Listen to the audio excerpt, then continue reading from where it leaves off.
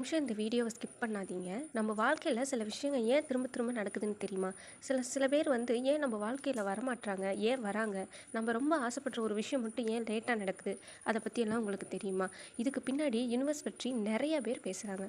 ஆனால் இன்றைக்கி நான் சொல்ல போகிற 5 விஷயம் கடைசி விஷயந்தான் உங்கள் வாழ்க்கையில் நீங்கள் எப்படி பார்க்குறீங்க அப்படிங்கிற வித்தியாசத்தை உங்களுக்கு காமிக்கும். உங்களோட எண்ணம்லாம் எப்படி தெரியுமா இருக்குது? என்னால் முடியாது, நான் அழகாக இல்லை, எனக்கு மட்டும் ஏன் இப்படியெல்லாம் நடக்குது அப்படிங்கிற மாதிரியே நீங்கள் யோசிக்கிறீங்க. இப்படியே தொடர்ந்து நீங்கள் யோசிச்சுட்டே இருந்தீங்கன்னா நம்ம கான்ஃபிடென்ட் லெவலும் நம்ம டிசிஷனும் ரொம்பவே கம்மியாயிடும். அதனால் தினமும் உங்களை பற்றி ஒரு நல்ல வார்த்தைகளாகவே சொல்ல ஆரம்பிங்க.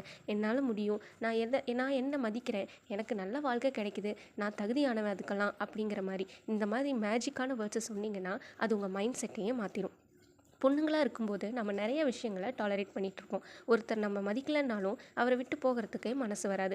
ஒரு ரிலேஷன்ஷிப்பை நம்ம ஹர்ட் பண்ணினாலும் ஒரு நாள் மாறிடுவாங்க அப்படிங்கிற ஒரு எண்ணம் நமக்கு எப்போவுமே இருந்துகிட்ருக்கோம். ஆனால் ஒரு விஷயம் நினைவில் வச்சுக்கோங்க, உங்களை மதிக்காத இடத்துல நீங்கள் தொடர்ந்து இருந்தீங்கன்னா உங்களை நிரூபிக்க வேண்டியும் அப்படிங்கிற அவசியம் இருக்கும். நேரங்களில் ஒரு விஷயத்தை விட்டுட்டு வர்றது தோல்வி கிடையாதுங்க, அதை நல்லா புரிஞ்சுக்கோங்க. நம்ம வாழ்க்கையில் சில விஷயங்கள் லேட்டாக நடக்கும். எனக்கு மட்டும் ஏன் கிடைக்கல, எனக்கு மட்டும் ஏன் இப்படியெல்லாம் நடக்குதுன்னு கவலையே படக்கூடாது. ஆனால் ஒவ்வொருத்தருடைய வாழ்க்கையையும் அதுக்கான டைமு கண்டிப்பாக வருங்க. மற்றவங்களோட வாழ்க்கையை பார்த்து நம்ம வாழ்க்கையை கம்பேர் என்றைக்குமே பண்ணக்கூடாது. அவங்களுக்கு இப்படி நடக்குது, உங்களுக்கு இன்னும் நடக்கலை, அதனால் நீங்கள் பின்னாடி இருக்கீங்க அப்படின்ற ஒரு எண்ணம் என்றைக்குமே வரக்கூடாது. அப்படி யாராச்சும் சொன்னாலும் நீங்கள் காதில் வாங்கக்கூடாது. உங்கள் பாதை என்னமோ அதை மட்டும் நீங்கள் நோக்கி போயிட்டே இருக்கணும். சில நேரங்களில் நமக்கு வேண்டியது கிடைக்காம போகும்போது ஒரு ரிலேஷன்ஷிப்பாக இருக்கட்டும், ஒரு ஃப்ரெண்ட்ஷிப்பு, ஒரு வேலை, ஒரு வாய்ப்பு, அந்த நேரத்தில் நமக்கு பெரிய இழப்பாக தெரியும். ஆனால் சில வருஷங்கள் கழித்து அதை திரும்பி பார்த்தா அது நடக்காமல் போனது நல்லது தான் அப்படின்ற மாதிரி தோணும். அதனால் எல்லாத்தையும் கண்ட்ரோல் பண்ணி முயற்சி பண்ணாதீங்க.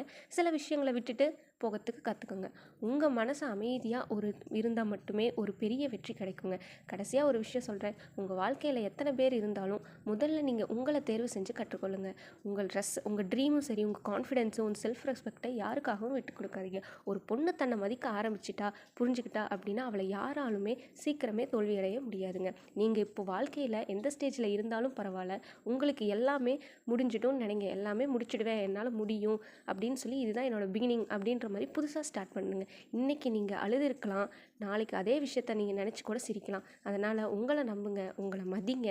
உங்கள் ஸ்டோரி இன்னும் முடியல அப்படின்னு நினச்சிக்கோங்க. இந்த வீடியோ உங்களுக்கு பிடிச்சிருந்தா கண்டிப்பாக லைக் பண்ணுங்கள். உங்கள் வாழ்க்கையில் நீங்கள் இப்போ கடந்து போகிற ஒரு விஷயத்த கமெண்டில் சொல்லுங்கள். இந்த வீடியோவை ஒரு பொண்ணுக்காவது கான்ஃபிடென்ட்டை கொண்டுட்டு போகும்னு நினச்சி தான் அவங்களுக்கு நான் இதை ஷேர் பண்ணுறேன். நீங்களும் பண்ணுங்கள். இன்னும் இப்படிப்பட்ட பெண்களுக்கு மோட்டிவேஷன் வீடியோஸ்க்கு கண்டிப்பாக சப்ஸ்கிரைப் பண்ணுங்கள்.